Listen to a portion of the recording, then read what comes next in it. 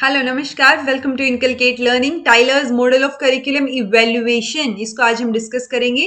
अगर आप कर देखिए, दो तरीके होंगे। एक तो आपको मिलेगा करिकुलम इवैल्यूएशन के मॉडल्स जो कि 4 मेंशन है आपके सिलेबस में, और एक है करिकुलम डिजाइन के मॉडल्स। तो वो अलग अलग, दोनों चीजें अलग अलग हो जाती हैं। इवैल्यूएशन में हमारा मेजर फोकस इवैल्यूएशन पे रहता है, करिकुलम जो बन चुका है उसको, और करिकुलम डिजाइन में कि आप कैसे बनाएंगे वो उस पर फोकस रहता है। ठीक है, सो आज हम टाइलर्स मॉडल, बहुत इंपॉर्टेंट मॉडल है, प्रीवियस ईयर क्वेश्चंस में भी इसके क्वेश्चंस आए हुए हैं। सो मस्ट वॉच वीडियो है कि आप ये मॉडल करके जाएं। सो टाइलर्स मॉडल ऑफ करिकुलम इवैल्यूएशन आज हम डिस्कस करेंगे। दिस इज प्रेजेंटेड बाय मी रवीना। अगर आपको वीडियोस इन्फॉर्मेटिव लग रही हैं तो लाइक शेयर सब्सक्राइब जो है आप इनकलकेट लर्निंग को कर सकते हैं। तो चलिए शुरू करते हैं। टाइलर्स मॉडल, ये जो टाइलर है इनका पूरा नाम रैल्फ टाइलर है। 1950, कई जगह पे 1949 हो सकता है आपको मिल जाए। सो पॉइंट ये कि अराउंड अराउंड ये डेट याद रखिएगा कि 1950 के आसपास जो है टाइलर का मॉडल दिया गया था। टाइलर ने क्या दिया, दूसरा नाम क्या है इसका, गोल अटेनमेंट मॉडल, यानी गोल्स के ऊपर ज्यादा फोकस है। जैसे श्रीवन का या जो और मॉडल पढ़ेंगे, किसी में फ्री गोल मॉडल मिलेगा या किसी पे रिस्पॉन्सिव का जो स्टेक मॉडल है वो मिलेगा। सो ये क्या है, ये गोल अटेनमेंट मॉडल है, यानी आपको गोल जो फिक्स किया गया है उसको अटेन करना है। ठीक है, या फिर इसको ऑब्जेक्टिव्स सेंटर्ड मॉडल भी बोलते हैं, क्योंकि मेजर फोकस इन पे ऑब्जेक्टिव्स पे भी दिया गया है जब हम इवैल्यूएशन की बात करेंगे। ठीक है जी। सो बहुत इजी सा सिंपल सी बात है, अगर आपको समझ नहीं आए तो पूछ लीजिएगा। इनका एक मोनोग्राफ पब्लिश हुआ था, basic principles of curriculum and instruction. उसमें जो है ये टाइलर ने गोल अटेनमेंट मॉडल जो है दिया था। नाम याद रखिएगा, Tyler model of curriculum evaluation, goal attainment model और ऑब्जेक्टिव सेंटर्ड मॉडल। सो ये तीनों नाम आप याद रखेंगे।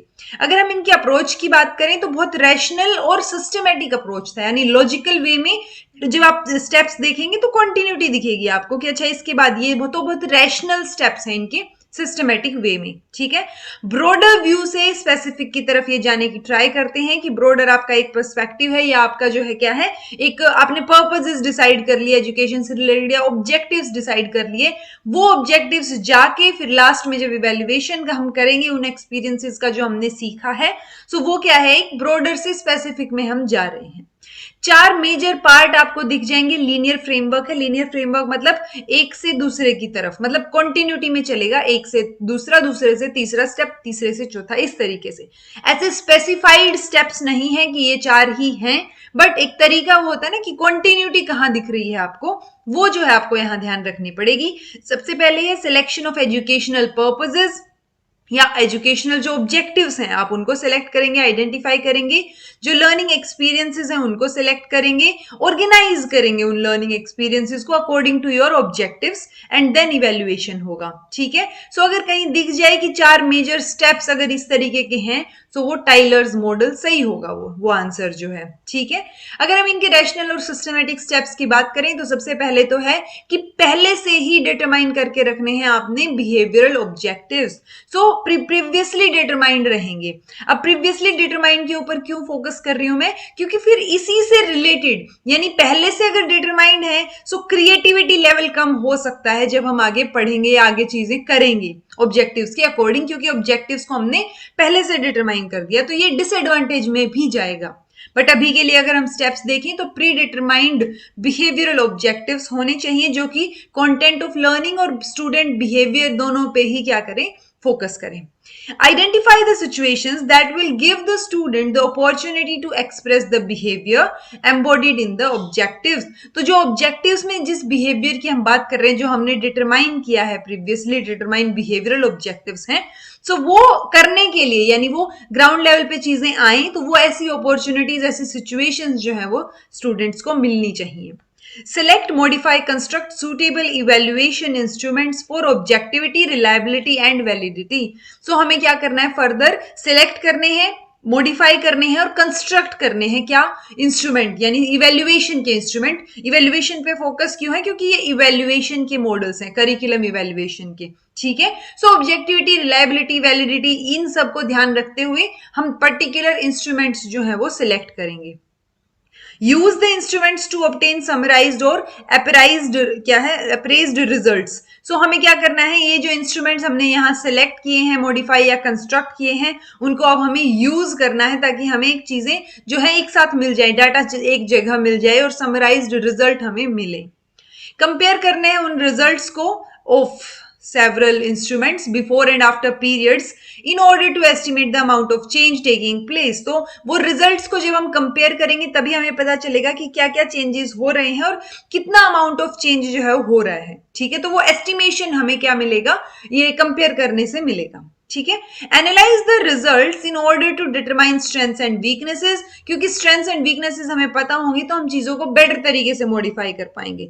सो इवैल्यूएशन में एनालिसिस तो डेफिनेटली आएगा। सो हमें रिजल्ट्स को एनालाइज करना है ताकि स्ट्रेंथ्स और वीकनेसेस पता चल सके, और फिर इन रिजल्ट्स जो हमने एनालाइज किए उनको यूज करना है पर्टिकुलर मॉडिफिकेशंस के लिए, क्योंकि करिकुलम को इवेल्युएट किस लिए किया है, मॉडिफाई करने के लिए किया है ना। सो फिर हम इसको क्या करेंगे, मॉडिफाई करेंगे करिकुलम को। अगर ओवरऑल बात करें तो हमें क्या देखने को मिलेगा कि टाइलर का मॉडल जो है वो 4 कंपोनेंट्स पे बेस्ड है। सबसे पहले वो पर्पस डिसाइड करते हैं यानी ऑब्जेक्टिव्स, फिर वो एक्सपीरियंस की बात करते हैं, सिलेक्शन ऑफ एक्सपीरियंस, जो उन अपॉर्चुनिटीज या वैसी अपॉर्चुनिटीज क्रिएट करना जिससे आपके पर्पस और ऑब्जेक्टिव्स क्या हो रहे हैं, मैच हो रहे हैं, यानी उनको आप अटेन कर पाएंगे। जो गोल आपने डिसाइड किया है या पर्पस जो आपने डिसाइड किया है, वैसी अपॉर्चुनिटीज वैसे एक्सपीरियंसेस तो हो ना आपके कि आप अटेन कर पाए उस गोल को। मेथड्स आप डिसाइड करेंगे करिकुलम इवेल्युएशन के, एंड लास्ट में क्या करेंगे, आप उन मेथड्स को यूज करके इवेल्युएट करेंगे।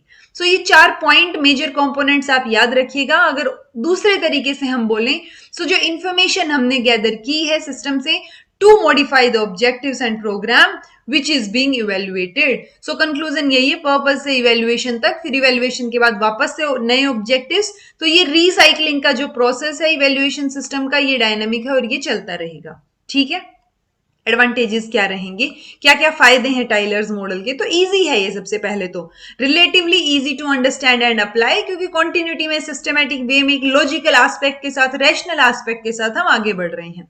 रैशनल और सिस्टमैटिक होगा, किस पे फोकस करता है, करिकुलम की जो ये स्ट्रेंथ्स और वीकनेस है ना, यानी किस पे फोकस करेगा, करिकुलर स्ट्रेंथ्स एंड वीकनेसेस पे, रादर देन कि सिर्फ बच्चे की परफॉर्मेंस पे जो है ये फोकस करे। सो करिकुलम भी बेटर होना चाहिए और उसकी क्या स्ट्रेंथ्स और वीकनेसेस हैं उस पे भी फोकस रहेगा, ये एक अच्छा पॉइंट है। Emphasis the importance of a continuing cycle of assessment, analysis and then improvement. So ये मैंने आपको जब 4 कंपोनेंट अभी बताए थे तो एक साइकिल बताई थी यही, कि पहले आप असेस करेंगे चीजों को, फिर एनालाइज करेंगे जो आपने डाटा या चीजें कलेक्ट की हैं, जो इंस्ट्रूमेंट्स यूज करके जो डाटा कलेक्ट किया है, then you will improve the curriculum. So ये मेजर एम्फेसिस किस पे रहेगा, ये इंपॉर्टेंस दिखाते हैं इस साइकिल की कि कंटिन्यूटी में चीजें चलती रहेंगी।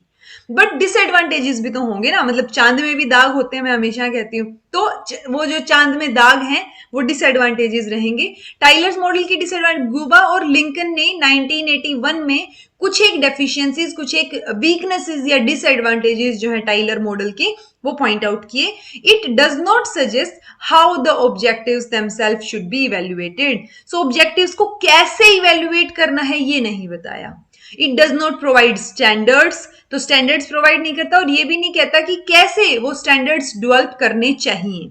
ठीक है, it emphasis on the prior statement of objectives, जो हमने बिल्कुल पहली बात पढ़ी थी, और अगर हमने पहले से ही प्री डिटरमाइंड ऑब्जेक्टिव्स रखे सो क्रिएटिविटी जो है वो रेस्ट्रिक्ट हो जाएगी जब हम करिकुलम डेवलपमेंट की बात करेंगे।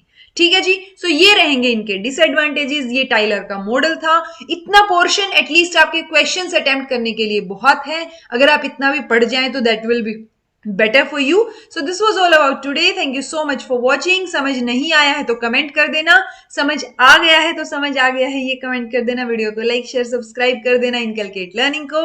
Thank you so much for watching. Be happy and keep smiling.